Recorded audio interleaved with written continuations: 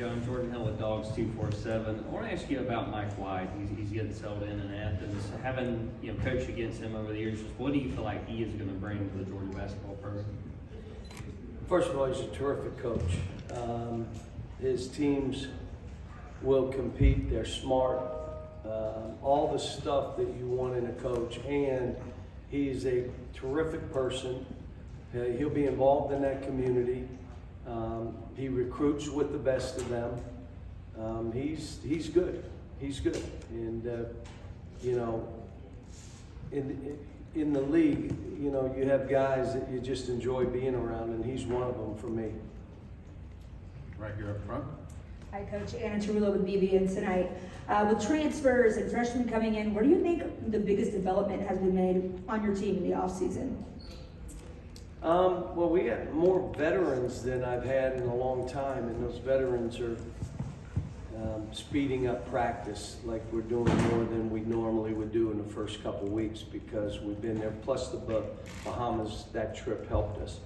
But our young kids are good. I mean, Antonio's playing good. Kaysen and Chris and even the Duke, the young players are playing good. But we have a veteran team. Jacob was supposed to be here. He got hurt yesterday in practice. Nothing crazy, but I just said stay back.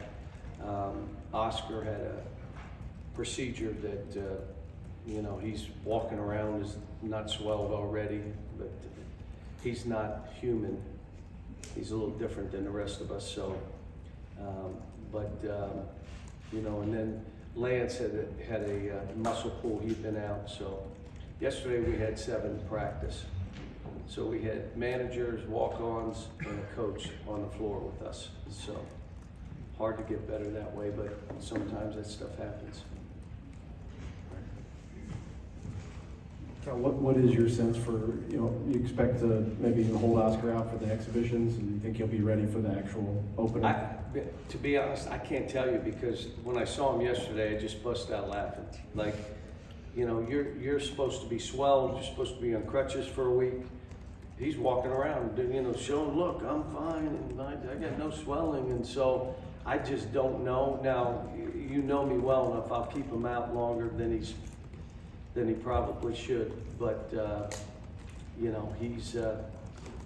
he's pretty resilient. We'll see. He won't do anything this weekend when we're in Pikeville. Right here. Ben Roberts, Lexington Herald Leader. The Indiana series has come back up this summer. What's the status on that, and are you open to home courts again? Well, it's we've agreed in principle that we'll be playing them. It'll start in 25-26, but it's at the administrative level now, so all the details will be worked out. But it is.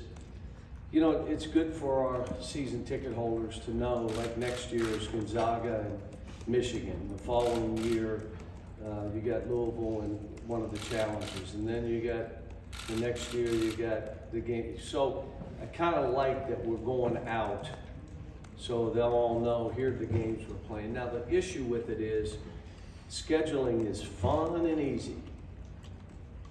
Then you got to play the games. So when you start talking Gonzaga, when you start talking the teams in the CBS Classic, the teams in the challenger we play this year, I think we're playing Michigan State, but it's also Kansas and it's also Duke. The challenge within the Big 12. I'm kind of surprised that we're playing Kansas again. So all of a sudden you got all these games, Louisville every year. Kenny's going to do a great job. But this will put us out 5 or 6 years. You'll know what it is.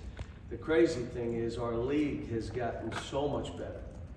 I mean, Tennessee, this will be one of Rick's, in my opinion, and I haven't seen him play, but I know him and I know the personnel, one of his better teams.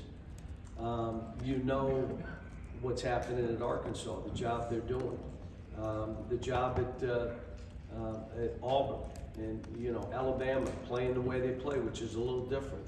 So we got a bunch of teams. We got new guys that have good teams that are coming in. So, did I miss somebody? In case I did. Who? Is there another team I missed? So, but you got top 15 teams in this league now. So where you get in your league, you're gonna play 7, 6 ranked teams. Now you go add 3 or 4 more, all of a sudden, you know, you better stay away from injury. Right here up front. Hey, good morning, Coach. AP Stedham of HEP. Coach, why did you select these 2 players to bring here to Birmingham today? And do you welcome Oklahoma and Texas in the future? Well, the 2 guys were because we had a lot of guys beat up, and Severe was coming, and then it was Oscar, and then it was Jacob, and then it was Lance. And to be honest with you, I know you know these kids absolutely all want to come here. So when you say, we need someone else, they're all ducking like, I'm out, I got a class, I got studying, I said, look, we got to take 2 with us. You're coming and you're coming. And that's where I imagine the other coaches are probably, look, the 2 guys that drew the short straws are in the back. But so they, the Texas-Oklahoma is going to be good. You know, I'm going to shift a little bit and with name, image, and likeness. You know, I have one concern. You know, I've been for this for how many years? You all know I've been saying it. They should own their autograph, they should own their picture, they should own their name, it's theirs. So I've been for this for a long time. Now we're into how do we do this? We cannot damage the Olympic sports. We cannot do that as a solution. In other words, I'm hearing, well, you'll have 8 sports. No, they tell me, well, you prepare your kids for life after. You're teaching them adversity. You're teaching them about celebrating each other, teamwork. You're teaching them about conflict resolution and how to respect each other, how to be involved and create joy and all. Well, do you think I'm the only coach doing that? You don't think the track coach is doing that? You don't think the softball coach is doing that? We're all doing the same. And the kids that have a chance to go through an athletic experience are going to have more success. They just are.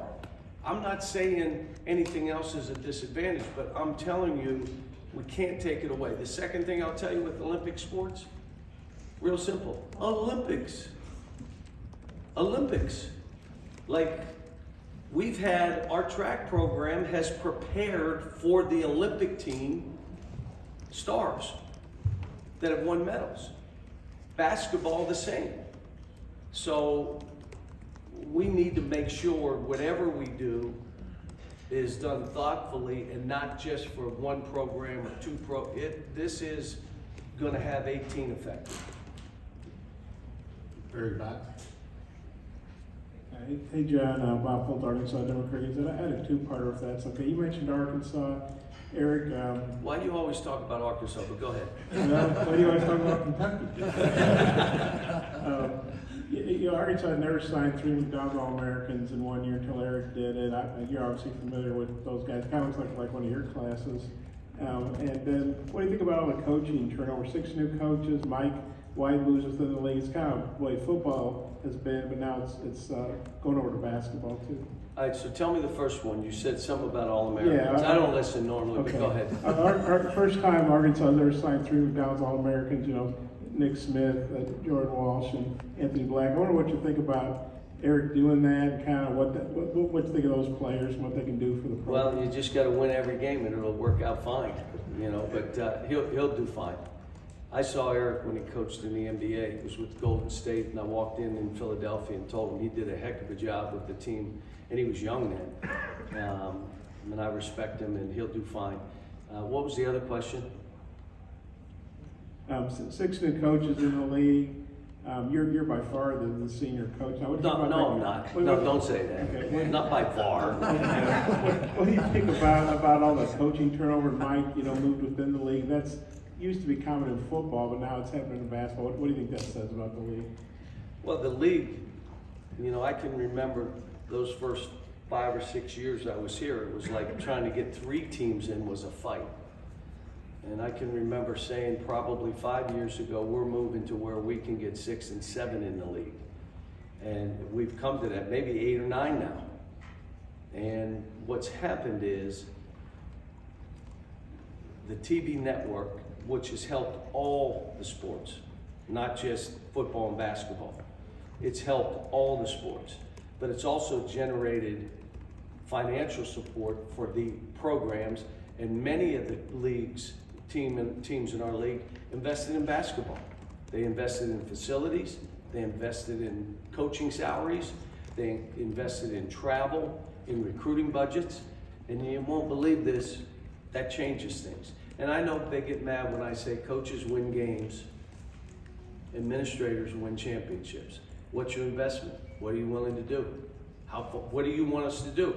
Now the problem is when they really invest, you gotta win. Not everybody's gonna win. And if you don't win, you get a lot of change. But that's part of it. So there's been great investment in basketball, and what that, like I always say, be careful what you wish for sometimes, because it now just changed things. Now you were under the radar, you're fine. Now all of a sudden, no, you're in the same boat as all of us now. So, but for me as a coach, like knowing who we got to play this year, and how good their teams are, how solid their programs are, how invested the universities and the athletic departments are in those programs, the level of talent. Like you can't say, well, Cal, you got all the guys, you should, what are you talking about? We got really good players, but so does everybody else now. Coach Richard Hendricks, Crimson Tide Sports Network. You have Oscar Tshiebwe returning to Kentucky as a unanimous National Player of the Year. He elected to come back to school, but should the I'm trying to get him to come back next year too, but go ahead. Should the NBA have a higher demand for more seasoned players who dominate the college game? Well, the issue became where was he projected to be drafted? And that's part of the reason. And NIL, which I've said to all you guys, the NIL will keep kids in school that would have left. That's what's happened in men's basketball. So with him, if that didn't happen, he would have gone. If he would have been drafted or projected in a better position, he'd have been gone. Now it's our chance for him to say, all right, you came back, you got to be better. As a basketball player, we know you rebound, we know you got to be able to guard multiple positions. You got to be able to pass and dribble. You got to be a better basketball player. And we had pro day, and everyone left saying he's way better than he was. Like he's way better as a player than he was. And that's why you come back, or you're ready, you don't come back. You're coming back for a redo, you shouldn't come back. Scotty Bordelon with the Whole Hog Sports in Arkansas. Kentucky and Arkansas this year playing twice in the regular season for the first time in nearly a decade. You think that's how? I voted against that too, by the way, but go ahead. Okay, well, that kind of answers my question. Do you think is that good for the league? Do you think that's how that series should be moving forward? No, they want to do it in a rotation, so it won't. And when you add 2 more teams, unless you do 2 sides, which never works, but it's good for both programs. It's great for our league, and it's changed because I don't know if you all know that RPI, if you remember it, may it rest in peace. It mattered what the other team's record was and how good or bad they were. It mattered. With this new net, it doesn't matter as much. So you play somebody that's not quite as good, or they're at the bottom of our league, even though they're good, it doesn't affect you in a bad way now. And playing the better teams is probably better for you, but it's not the same. So, it's whatever they choose to do in our league, I'm fine with. Barry back, right? Coach, over here. John Zeno, Associated Press. It's no secret you guys have always been judged by how deep you go in the NCAA tournament. But as a league, the league's had so much success lately. Does the standard need to be changed there a little bit? Not just how many teams, but how many advance and how deep? Because there were some early exits last year. Who? Auburn, Alabama. Who?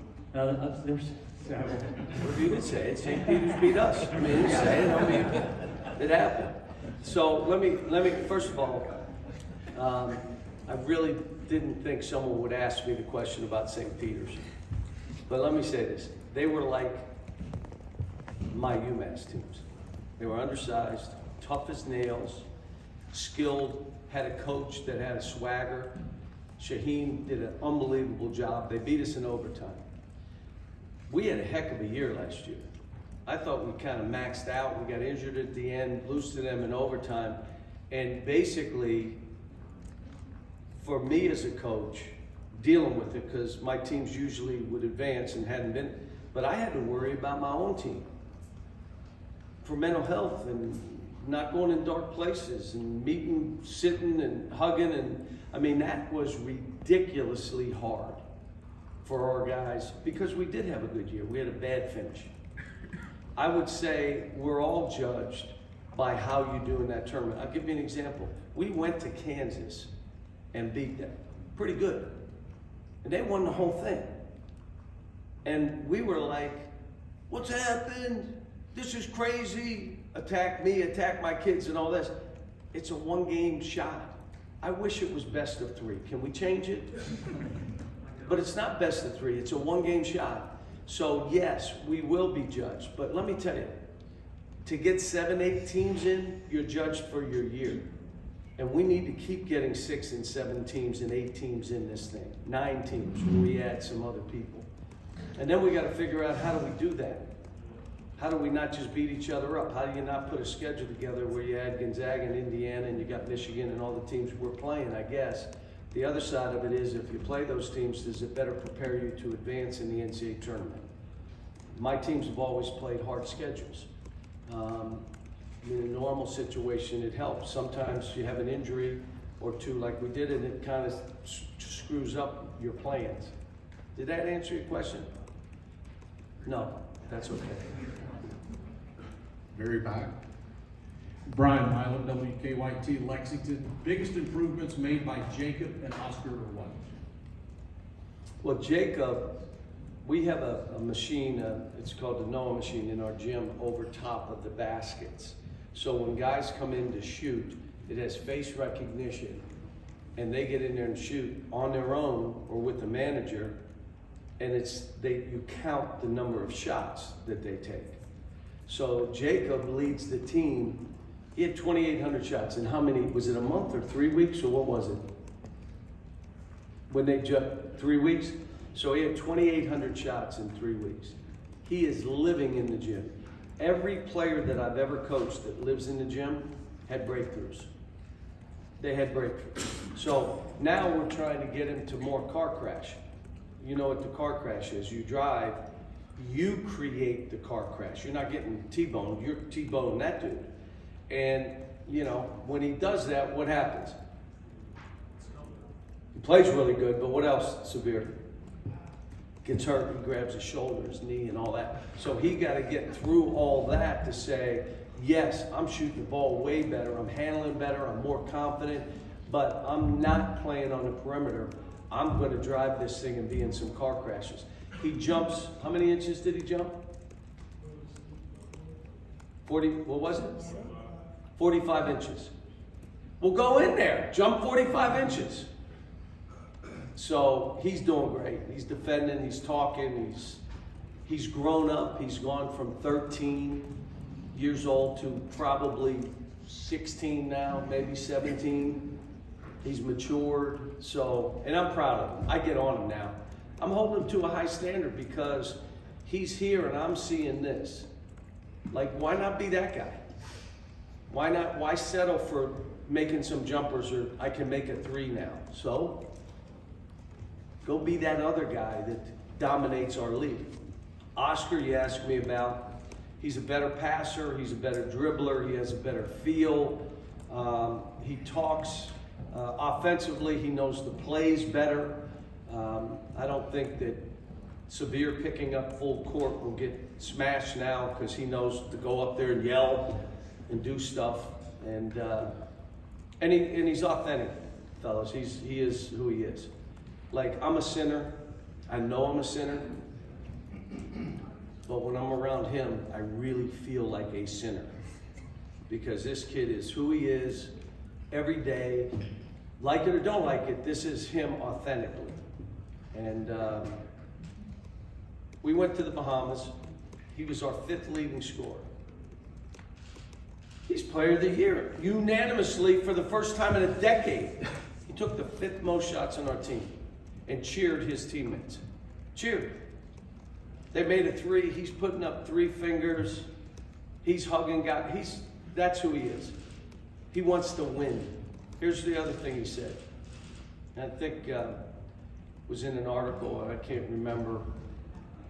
The article basically, all these trophies I have my name on it. All these over here, there's like 10 of them with his name on it. I want to win one where all our names are on it and we can talk about it. That's who he is. And he really does. Says it and you're thinking, yeah, okay. That's who he is. Okay, thank you, Coach. Thanks.